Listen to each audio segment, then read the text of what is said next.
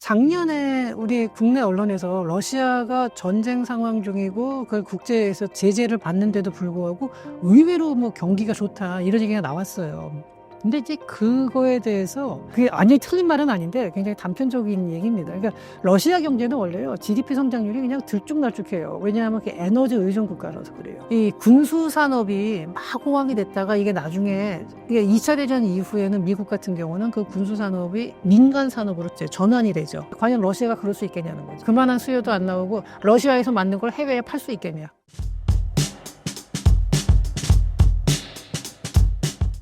러우 전쟁을 겪고 있는 러시아 상황은 어떤가요?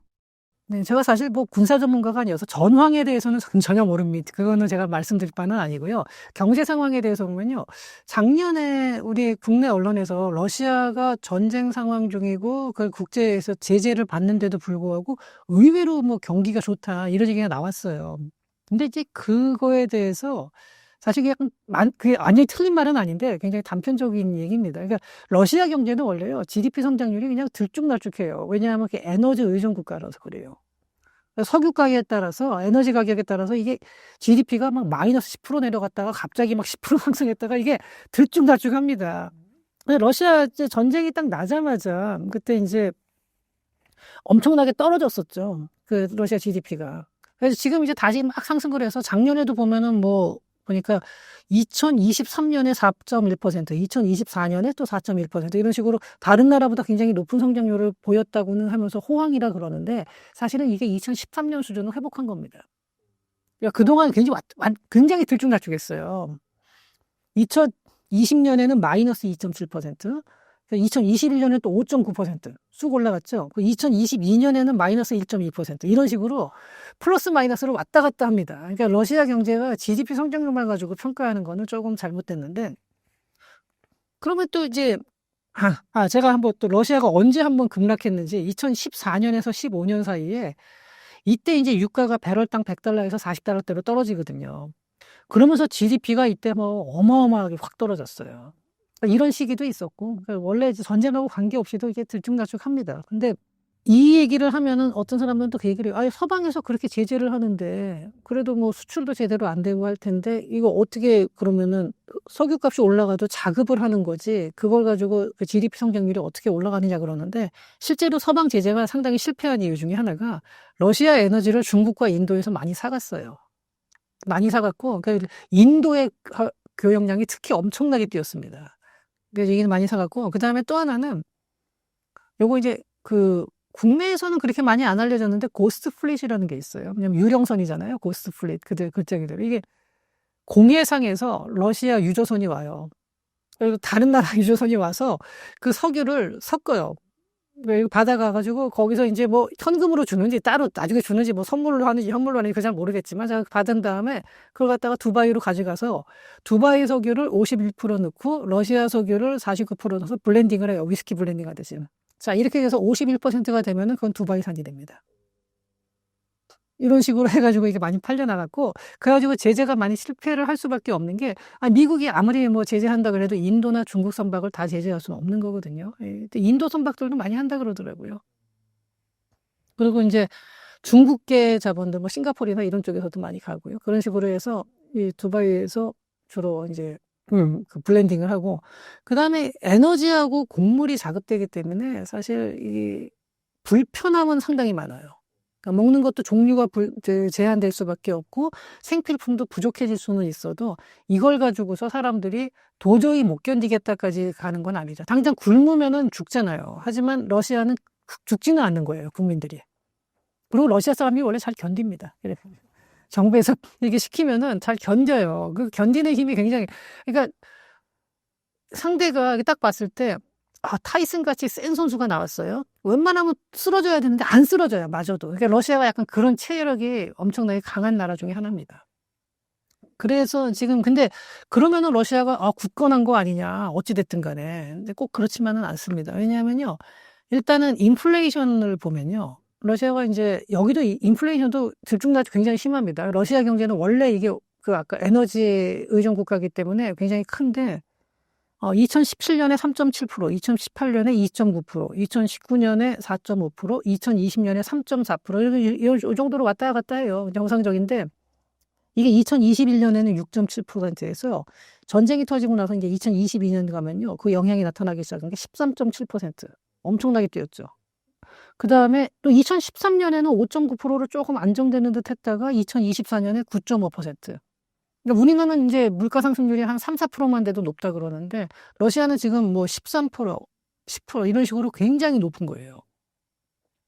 국채 금리는 원래 러시아의 국채 금리는 보면은 2017년, 18년, 19년 보면요. 6%, 7%에서 8%요 정도를 왔다 갔다 했습니다. 그리고 2021년까지도 7%. 그러니까 국채 금리가 한 그 정도니까 이게 좀 높은 편이긴 합니다. 7%면은. 근데 그렇다 하더라도 그렇게 뭐 엄청나게 높은 건 아니었는데 이게 갈수록 뛰는 게 2022년, 그러니까 3월, 월마다도 만나 다른데 3월 기준으로 19.5%.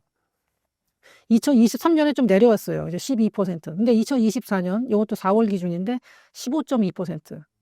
아까 보면 한 7, 8%에서 지금 거의 2배가 된 거죠.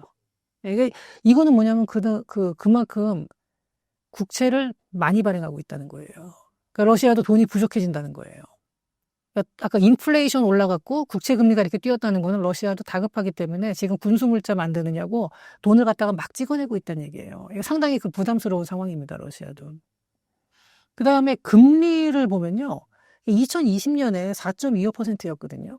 뭐, 금리라는 게 정확하게 안 잡힐 때도 있는데, 또 2010년, 15년 뭐 이때는 10% 정도 얘기도 했어요. 그러니까 뭐 10%에서 5% 이렇게 왔다 갔다 해요. 21년도에는 8.5%였는데, 22년도에는 20%까지 올라갔고, 23년도에 16%로 내려왔다가, 작년에 24년도에는 21%입니다, 금리가.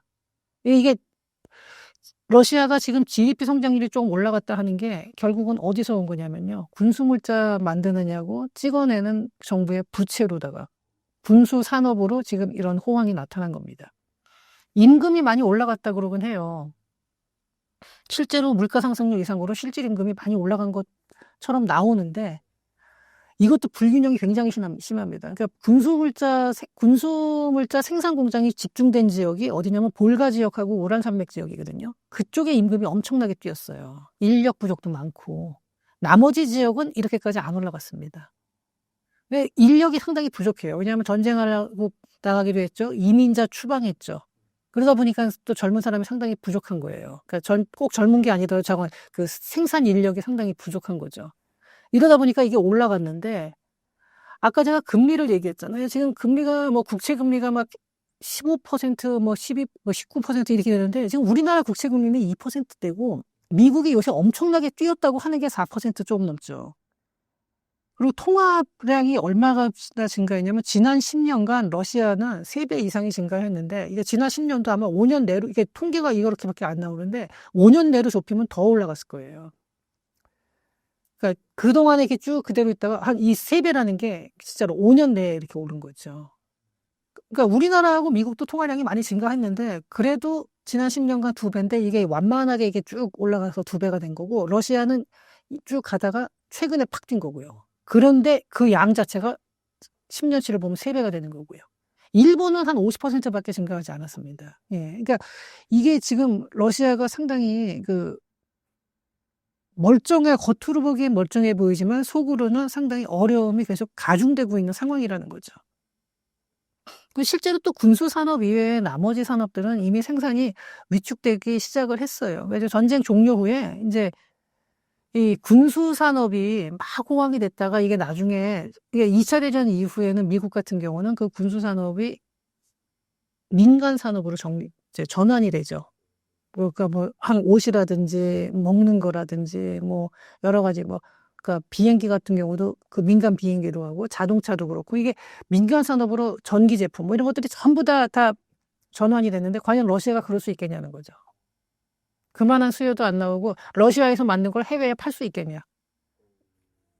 이게 이제 그 군수 산업으로 끝나버린다면은 그냥 이 엄청난 짐을 계속 안고 가야 되는 상황이 되는 거죠.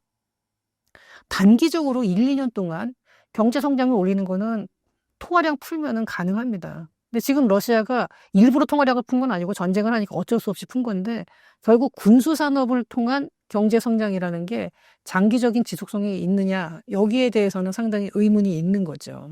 실제로 IMF에서도 올해 작년에 뭐 4%, 재작년에 4% 이렇게 성장을 했지만 올해는 한 1.3% 정도 성장할 걸로 예상을 하고 있고 내년에는 그보다도 더 떨어질 걸로 예상을 합니다. 그러니까 전쟁에 기반한 경제라는 거는 아주 지속성이 좀 이제 높지 않을 거다 이렇게 보고 있는 거예요.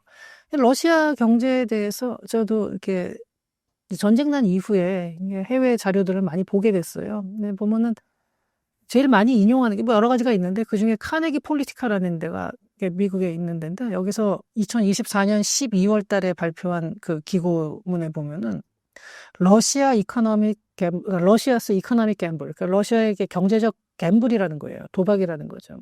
히든 코스트 오브 워 드리븐 그로스. 그러니까 이 그러니까 전쟁 중심의 성장이라는 게 어떤 게 숨겨진 비용이 있느냐는 거죠. 드러나지 않은 거. 첫 번째로는 국방과 치안 부분에 이게 막대한 자원이 투입돼서 이게 민간 경제는 사실 오히려 더 민간 투자는 오히려 위축이 되고 민간 부분의 생필품이라든가 이런 거 생산은 줄었다는 거예요. 그래서 그리고 군수산업이라는 게 원래 부가가치가 그렇게 높지는 않거든요. 그러다 보면 사람들이 뭐 군수산업이 굉장히 부가가치가 높은 줄 아는데 그렇지 않습니다. 군수산업은 그렇지 않아요. 생각보다. 근데 생산성이 낮고 이게 내수 소비와 연결이 안 된다. 전쟁이 끝난 다음에 그러면은 사람들한테 이 민간 소비재를 줘야 되는데 뭐 총알을 주겠습니까? 그러니까 이게 밸런스가 잘 안 맞는다는 거예요. 미국은 그게 어느 정도 있다 하더라도 물론 미국이 그 당시에 다른 데서 전쟁을 또 일어난 전쟁을 방어한 것도 있지만 그거 외에도 미국은 그 민간 기업 그 군수 산업이 민간으로 전환된 게 굉장히 또 많았어요. 근데 이제 지금 러시아는 별로 그런 부분들이 잘 안 보이지 않는다는 거고 두 번째는 이제 이번에 전쟁이 나면서 해외 기업들이 많이 떠났죠. 예, 많이 떠난 상태에서 물론 전쟁이 끝나면 돌아올 겁니다. 돌아오겠지만 그동안에 기술이 고립된 거예요. 러시아는 이미 한번 뒤처진 거예요. 그래서 국내에서는 해외 기업이 돌아온다 하더라도 국내에서는 그만큼 뒤처진 상태에서 시작하는 거예요. 나머지 기업들은 러시아 자체 기업들은. 그리고 지금 서방 기술에 대한 접근이 한 2년 이상 지금 2, 3년 정도 차단이 됐잖아요. 그러면은 디지털 기술이라든지 이거 시대가 굉장히 빠르게 변하고 있는 상황에서 굉장히 기술을 고립과 뒤처짐이 발생을 한 거고요. 혁신이 부족해지는 거고. 그리고 이번에 고학력자들, 특히 IT 관련 인재들이요. 해외로 많이 이주를 했어요. 정말로 능력 있고 뛰어난 사람들은요. 스카우트 돼갔죠. 그 사람들 전쟁 끝나면 돌아올까요? 물론 돌아오는 사람도 있겠지만 많이 안 돌아올 겁니다. 이 인력 유출도 굉장히 큰 문제입니다. 그리고 이제 이렇게 되고 나서 러시아 경제가 다시 재건을 시작한다 한들 과거와 같은 수준의 안정감, 사람들이 이 심리적인 안정감을 느끼려면 시간이 좀 더 필요하다는 거죠. 긴장감, 유럽과의 긴장감이라는 건 계속 유지가 되기 때문에 그리고 해외 기업들이 돌아온다 하더라도 과거의 그 전쟁 이전 수준으로 100% 다 돌아오느냐? 또 그건 아니라는 거거든요. 그러니까 이러한 비용들이 있기 때문에 러시아가 지금 겉으로 보기에 멀쩡해 보이지만 실제로는 그 내부적으로는 상당히 어려움을 말하자면 쌓아 나가고 있는 거죠. 근데 겉으로는 그 어느 정도는 감출 수 있는 수준이긴 하지만요. 이번 러우 전쟁으로 러시아에 어떤 영향을 끼쳤나요? 그 부분이 사실 제가 이제 국제 정치학 자체는 제 전공은 아닌데 저도 뭐 경제를 쭉 보다 보면서 같이 관련된 논문도 많이 봤습니다. 그래서 여러 군데 나온 걸 보면은 뭐 이거는 꼭 제 개인의 의견이라기보다도 여러 전문가들의 의견을 종합해서 보면은 러시아가 전쟁을 일으키기 전까지만 해도 나토와 러시아의 긴장감이 그렇게까지 높진 않았다. 이제 역사적으로도 보면은 항상 러시아와 서유럽은 서로가 서로를 무서워했어요. 그러니까 서유럽은 러시아를 무서워하고 러시아는 독일, 프랑스를 무서워했고요. 그 실제 전쟁도 있었죠. 나폴레옹 전쟁도 있었고 히틀러의 그 전쟁도 있었고. 근데 그럼에도 불구하고 군사적 긴장감이 높지 않아서 나토에서도 방위비를 그렇게 높게 책정을 안 했었죠. 그런데 이번에 우크라이나 전쟁을 통해서 나토가 재무장을 하고 있습니다. 지금 방위비를, 그러니까 그 유럽 쪽이 재정이 어려운데 아까 뭐 프랑스나 독일에 대해서도 재정이 어려운데 지금 방위비 부담까지 생겨가지고 더더욱 어려워지는 거는 맞습니다만 어찌됐든 그럼에도 불구하고 이건 생존이 걸린 문제이기 때문에 방위비 부담을 하고 그다음에 그 중간에 있는 폴란드나 아니면 북유럽 국가들도 지금 그 방위비를 굉장히 늘리고 있거든요. 뭐 그러면서 덕분에 우리나라 이제 방사는 또 이제 수혜를 보고는 있습니다만 그런 상태라면은 러시아가 우크라이나를 건드린 게 과연 장기적으로 잘한 거냐. 그러니까 러시아가 우크라이나를 건드려서 땅 일부 조금 뺏은 건 맞아요. 자기네들도 엄청난 희생을 감내하면서 엄청난 비용을 들여서 땅을 조금 뺏은 거는 맞고 러시아가 그래도 뭐 전쟁을 지속할 능력이 있다라는 걸 보여준 거는 맞지만 그래서 얻은 게 그거 얻은 다음에 자기의 적들의 경계심을 확 올려가지고 무장을 강하게 하게 만들었다. 이게 과연 러시아가 얻어낸 거냐. 왜 지정학이라는 게 이제 과거처럼 서로 그냥 대면하고 그래도 어느 정도 넘어갈 수 있는 상황에서 이제는 그 긴장감이 팽팽하게 올라갔다는 거죠. 이런 부분에서 봤을 때는 이번 전쟁에서 과연 러시아가 승리했다고 볼 수 있는 거냐. 그러니까 부문적으로 봤을 때 땅을 더 뺏었으니까 러시아가 전체적으로 봤을 때 이긴 거 아니야? 이렇게 말을 할 수도 보는 시각도 있겠지만 그 승리라는 게 궁극적으로 자기가 원하는 걸 얻은 거냐는 거죠. 오히려 잃은 게 더 많은 거 아니냐. 이런 얘기를 하는 분들도 많이 있습니다.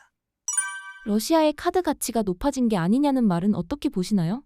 그거는 저도 상당 부분 동일합니다. 뭐 완전히 그렇게 꼭 된다라고 단정은 할 수는 없는데 더구나 지금 보면 푸틴하고 뭐 트럼프하고 뭐 서로 설전을 벌이고 있고 뭐 이러기는 합니다. 근데 전쟁이 언젠가는 이제 마무리가 될 거고 뭐 휴전이든 종전이든 이렇게 되고 난 다음에는 이제 중국에 대해서 그러니까 미국의 중국 견제는 이거는 사실은 꼭 트럼프 개인의 문제가 아니에요. 민주당 바이든 시절에도 있었고 앞으로도 계속 될 겁니다. 오죽하면 중국에서조차도 이번에 포린 어페어의 장지수 교수인가? 그분이 이제 기고한 내용을 보면요. 트럼프가 되는 게 좋을까? 중국 입장에서. 중국이 트럼프를 지지할까? 하리스를 지지할까? 그랬는데 똑같다예요. 누가 되든 똑같다. 중국에 대한 경쟁은 경쟁이 아니라 중국에 대한 견제는 어느 당이 되든 똑같다. 정도의 차이가 약간 있긴 하지만 그거는 별로 그렇게 크게 중요한 게 아니고 지금 미국의 기술 패권에 도전할 수 있는 나라는 중국밖에 없습니다. 예, 그만큼 중국이 또 세졌다는 반증이기도 하죠. 예, 근데 그러니까 러시아 같은 경우는 군사적으로는 여전히 뭐 강국이라고 할 수 있더라도 미국의 기술 패권에 도전할 만한 나라가 전혀 아니거든요. 과거의 미소 냉전 시절에는 미국하고 소련이 진짜 모든 면에서 경쟁을 했죠. 네. 그러니까 일반 사람들의 그 생활 수준은 미국이 높다 하더라도 기술적인 부분에서나 군사적인 부분에서 경쟁을 했고 거기서 약간 뒤에 떨어져 있을 건가. 세계 무대에 나서지 않았던 중국을 미국이 개방을 시킨 거죠. 그때 이제 닉슨의 대탕적 그 뒤에서 조종했던 사람이 키신저였고요. 그러면서 이제 중국이 덩샤오핑이 이제 국제 무대에 나오는 거를 이제 완만한 개방을 추진을 하면서 중국이 세계 무역에 편입이 된 거죠. 그러면서 이제 중국하고 미국하고는 뗄 수 없는 관계가 됐고, 그러면 소련은 진짜로 이거는 정말 속된 말이지 표현이지만 개밥의 도토리처럼 남 혼자 남게 된 거죠. 이런 식으로 하면서 소련을 서서히 말려 죽여봤거든요. 근데 이제 중국을 이번에 저는 한번 요걸 트럼프가 딱 당선됐을 때 이게 앞으로 과연 유럽을 어떻게 처리할까가 궁금했어요. 왜냐하면 중국은 명확해요. 중국은 강하게 공격할 거고 유럽에 대해서는 미국이 불만이 많거든요.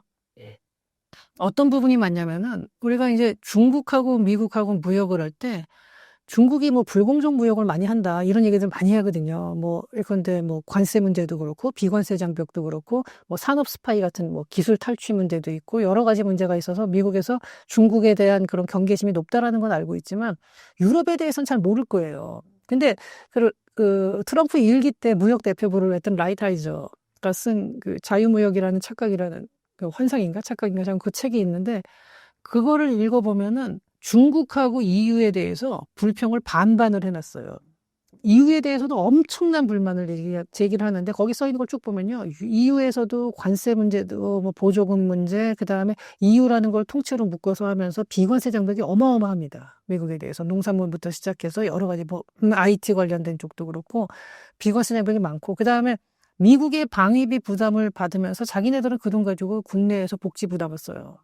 네. 그런데 유럽 사람들이 그걸 고마워하느냐? 그러지 않고 미국의 제국주의, 패권주의 이런 것도 욕을 한다는 거예요. 지금 제가 말씀드리는 건 철저하게 그 라이트하이저의 입장에서 제가 그런다는 게 아니라 그 책에 보면은 그런 식의 논조가 나와요. 그렇기 때문에 EU에 대해서도 불만이 상당히 많았는데 과연 미국이 EU와 중국을 동시에 공격할 수 있느냐. 야, 중국이 제일 센 건 맞죠. 근데 이 둘을 동시에 건드릴 수가 있느냐. 그래서 어떻게 할까 보면 중국을 건드리는 건 확실해요. 근데 EU를 자기 편으로 넣느냐 아니면 EU도 같이 제재를 하느냐. 근데 EU는 제재하는 척 하다가 싹 자기 편으로 들어왔죠. 그 다음에 처음에 당선되자마자 멕시코하고 캐나다, 첫날 그냥 갑자기 왜 우방국인 멕시코하고 캐나다는 왜 그러잖아요. 가장 큰 이유는 중국의 우회 수출로거든요. 멕시코가 중국의 우회 수출로로 너무 많이 쓰이니까 그걸 차단하겠다고 한 거예요. 근데 지금 미국이 움직이는 거는 보면요. 모든 게 중국을 겨냥하고 있고 중국의 손발을 자르려는 거예요. 이렇게 해서 중국을 고립시키고 중국에 압박을 가하는 거기 때문에 이번에 이제 미중 간에 뭐 무역 협상을 하고 있고 오늘도 제가 어제 보니까 뭐 이번에 러트닉 상무장관은 뭐 결과에 대해서 상당히 호의적으로 얘기를 했어요. 좋은 대화였다 뭐 이렇게 얘기를 하는데 그건 일시적입니다. 그리고 일시적인 거고 일단 봉합은 하더라도 근본적인 해결은 절대로 지금 일어날 수가 없어요. 이게 투기 TDS의 함정이라는 얘기 한동안 많이 있었죠. 그러니까 강대국에 있을 때 또 하나의 강대국이 치고 들어오면은 반드시 충돌이 발생할 수 없다는 건데, 뭐 이건 뭐 당연한 거잖아요.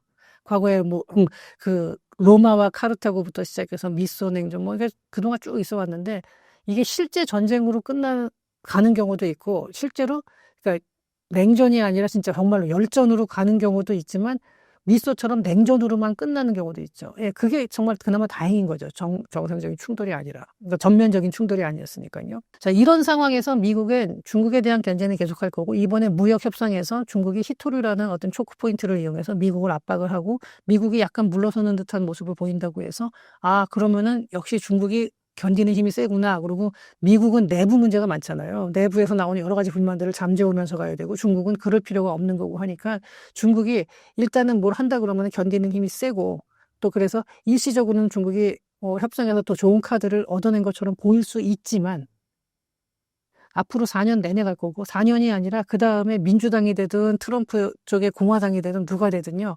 중국이 확실하게 고개를 숙일 순간 기술 패권에서 멀어지는 순간까지 그 둘의 이 충돌은 지속이 될 겁니다. 이게 그 트럼프 1기 시절에 그 국가안보보좌관을 했던 오브라이언이 쓴 그 작년이죠. 작년에 트럼프가 당선되기 전에 포린 어페어에 기고한 게 있어요. 중국에 대한 완전한 승리라는 건데, 근데 그 완전한 승리를 뭐라고 정의를 했냐면요. 중국이 앞으로 우리한테 도전할 의사 자체를 잃게 만드는 게 완전한 승리다. 그리고 우리는 거기까지 가야 된다라는 거예요. 근데 오브라이언만 그렇게 생각하느냐? 이건 민주당도 마찬가지입니다. 다만 정도의 차이가 약간은 있고 그 수단이 이렇게처럼 극단적인 관세 뭐 이런 거는 아닐 수가 있겠죠. 하지만 이거는 앞으로도 미국과 그 중국의 이런 충돌은 단기간에 끝나지 않는 이유가 중국이 그렇다고 해서 쉽게 금방 망할 리는 없는 거고 그렇다고 미국이 그걸 멈출 리도 없는 거고요. 이거는 지속이 되는 거고요. 앞으로 뭐 지속적으로 가는데 근데 지금 그러면 어느 쪽이 유리하냐. 근데 아무래도 전반적인 체력으로 봤을 때는 미국이 이제 칼자루를 쥐고 흔드는 입장이고 중국이 방어를 하는데 일단은 지금 현재 상황으로 보면 중국이 생각보다는 방어를 잘 하고 있고 선방을 하고 있다라는 거지. 중국이 미국하고 협상해서 또 우월한 고지를 점령했다라고 말할 수는 절대 없는 겁니다. 권투시합을 하는데 1라운드에 상대방이 나와서 막 공격하는데 방어를 잘하면서 잘 도망다니고 잽 한두 대 쳤다. 그러면은 이제 잽 한두 대 쳤으니까 이 경기는 내가 이겼어. 이렇게 할 수 있나요? 그건 아니죠. 예, 이거는 앞으로도 계속하는 문제입니다. 그러니까 이 부분을 갖다가 우리가 생각을 하고 국제 공급망이라는 게 어떻게 재편될지 여기서 우리가 어떤 식으로 살아남아야 될지에 대한 고민. 그래서 우리는 그럼 어떻게 해야 되느냐. 이거 얘기하려면 또 너무 길어지니까 제가 여기서 그냥 간단하게 말씀드리자면은 우리도 나름대로 가지고 있는 초크 포인트를 강화해야 되고 우리가 할 수 있는 카드를 가지고 그러니까 우리가 중국하고도 무역하고 미국하고도 무역을 한다고 해서 미국이 너네 중국하고 무역을 하니까 너네랑 안 놀아 이렇게 할 수 있는 입장은 아니거든요. 그렇게 할 리도 없고. 근데 다만 어느 쪽에 비중을 두고 어느 쪽에다가 더 중심을 둬야 되느냐. 그리고 상대방 쪽에서 우리가 초크 포인트를 잡히지 않으려면, 잡히더라도 약하게 잡히려면은 앞으로 뭐 공급망이나 지금 히토류라든지 뭐 여러 가지가 있는데 대체제를 중장기적으로는 또 어떤 식으로 다변화시키느냐 이런 거에 대해서 물론 당연히 하고 있죠. 지금 정부에서도 그 전부터도 해왔고 그런 거를 그렇기 때문에 지난 정부에서 쭉 지난 이렇게 한 10년 이렇게 지나는 동안에도 우리가 쭉 그건 대비를 해왔기 때문에 그나마 이번에 히토류 중국에서 수출 차단했을 때 다른 나라에서는 자동차 생산이 중단될 때 그래도 우리나라는 의외로 그냥 별로 대단치 않게 여유 있게 버티고 있었거든요. 예, 좀 비축분도 상당히 있고 약간은 다변화된 그런 공급망을 가지고 있기도 하고 그래서 우리나라 자동차 회사들은 그렇게 큰 충격을 받지 않고 있어요. 근데 독일 같은 경우에 벤츠나 뭐 이런 데 보면요. 미국에서도 포드 같은 경우도 익스플로러 같은 경우 시카고 공장에 있는 거나 생산 중단하고 그랬거든요. 일주일 동안. 예. 근데 우리나라는 그런 일은 없었어요. 독일도 그래 지금 생산 중단 얘기가 막 나오고 있을 정도인데. 그러니까 이런 식으로 우리도 이 당하더라도 덜 당할 수 있는 거 이런 걸 갖다가 지금부터도 계속 만들어 나가야 됩니다. 지금. 그리고 우리가 상대방한테 니네가 그렇게 나오면 우리도 쓸 수 있는 카드. 우리가 물론 더 큰 피해를 받겠지만 우리도 쓸 수 있는 카드가 있다라는 거를 보여주면은 쉽게 안 건드릴 거고요. 그다음에 다자간 무역에 적극적으로 참여를 해야 돼요. 특히 지금 상황에서는 미국 주도 다자간 협상에 우리가 더 많이 힘을 써야 되는 거고요. 그렇다고 해서 절대로 우리가 나서서 중국을 견제하는 일은 없어야죠. 중국하고의 무역에서는 다자간 무역에서 이렇게 되니까 어쩔 수 없다라는 식으로 하면서 중국을 물론 그렇다고 해서 중국이 모를 리는 없죠. 다 알겠지만 그렇다 하더라도 그런 식으로 변명거리를 만들면서 최대한 자극을 최소화할 수 있는 이런 선으로 그러니까 이런 부분들이 외교력입니다. 이런 거를 앞으로 잘 하셔야 될 거고요. 뭐 우리나라 지금 관료들 저도 뭐 많이 만나보지만 굉장히 이런 사정들을 잘 알고 계시고 또 이런 부분들을 이제 대국민 설득도 잘 하면서 잘 끌고 나갈 거로 생각합니다. 근데 이거 자체에 대해서 얘기하려면 또 이거 뭐 워낙에 긴 얘기니까 제가 이렇게 좀 줄여서만 간단하게 큰 개요한 말씀을 드렸습니다. 신사임당 시청자분들을 위한 한마디 부탁드릴게요. 정말 세계 경제뿐만이 아니라 지금 뭐 모든 환경이 아주 급변하고 있습니다. 그런데 이런 상황에서 제가 많은 분들을 보다 보면 너무 한쪽으로 이렇게 극단적으로 생각하시는 분들이 많아요. 이거는 얘가 옳고, 이거는 얘가 옳고, 이거는 이렇게 해야 되고. 근데 생각보다 그렇게 말할 수 있는 게 많지 않습니다. 둘 다 옳은 경우도 많고, 그 다음에 이게 어떻게 될 것 같냐 할 때, 어느 한쪽으로 약간 뭐 전쟁에서도 어느 쪽이 이긴 거냐. 뭐 보는 시각에 따라서 이걸 이긴 거로 볼 수도 있고, 근데 그만큼 또 다 얻은 거냐, 뭐 이런 식으로 달라질 수도 있는 거라서, 그리고 어떤 나라의 미래가 밝냐 어둡냐 그럴 때 밝은 면도 있고 어두운 면도 있는 경우가 많거든요. 그리고 이 나라가 앞으로 더 성장할 것 같냐 아니면 침체가 될 것 같냐 할 때도요. 침체가 되더라도 그러니까 뭐 지금 당장 뭐 큰 스태그플레이션이 오느냐 스태그플레이션을 어떻게 정리하느냐에 따라 달라요. 그거는 어느 수준까지 보느냐. 그다음에 뭐 이 나라 망할 것 같다. 그러니까 망한다는 기준이 뭐냐 하는 거예요. 그러니까 베네수엘라나 뭐 어디 뭐 소말리아쯤 되면 그건 망했다라고 얘기할 수도 있겠죠. 근데 그런 게 아니라 뭐 특히 이제 저는 이제 큰 나라들, 중국이나 뭐 이런 나라들을 얘기할 때면 그렇게 극단적으로 변화하는 거는 사실 크지 않을 겁니다. 그러니까 제가 이 얘기를 자꾸 말씀을 드리는 게 너무 한쪽으로 편향된 시각을 갖지 마시고요. 또 제가 이렇게 하면 저거는 뭐 이것도 아니고 저것도 아니고 그럼 나도 하겠다 이렇게 말씀을 하는데 물론 그 결론만 보면 그렇지만 그런 결론을 내리는 과정을 한번 봐주세요. 그래서 이게 왜 이렇게 가게 되는 거고 그다음에 그렇게 극단적인 결론이 나올 수 없는 이유 뭐 이런 것들도 한번 여러분들이 생각을 잘 해주셔가지고요. 너무 한쪽으로 치우친 견해 이런 거는 조금 피해 주셨으면 좋겠습니다.